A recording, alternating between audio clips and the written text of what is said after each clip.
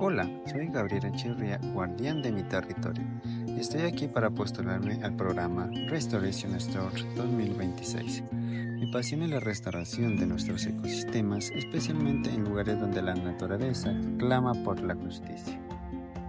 Actualmente, líder de un proyecto vital en el municipio de Consaca, Nariño, centrado en la descontaminación del río Guaitara. Este río ha sido declarado recientemente como sujeto de derecho, un hito que nos impulsa a reprotegerlo y restaurarlo con urgencia. Nuestro trabajo busca implementar biofiltros, acciones comunitarias, reforestar sus riberas, educar a la población sobre el manejo de residuos.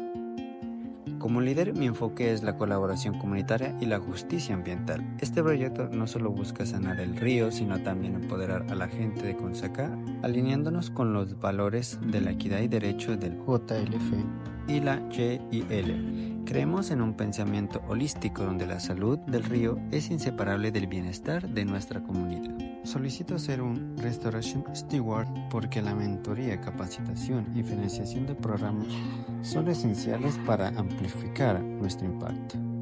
Con su apoyo podremos replicar nuestras estrategias en otras zonas del río, desarrollar tecnologías de monitoreo participativo, fortalecer la gobernanza local para la protección del río. Queremos que el caso del Guaitara inspire a otras comunidades a defender sus ríos como sujetos de derecho. Mi visión es ver el río Guaitara recuperado, fluyendo limpio y vibrante, gracias al esfuerzo colectivo de Consacá. Estoy listo para ser un guardián optimista del legado natural y contribuir con nuestra experiencia a la red global de restauración Stewards. Gracias por esta oportunidad de hacer la diferencia.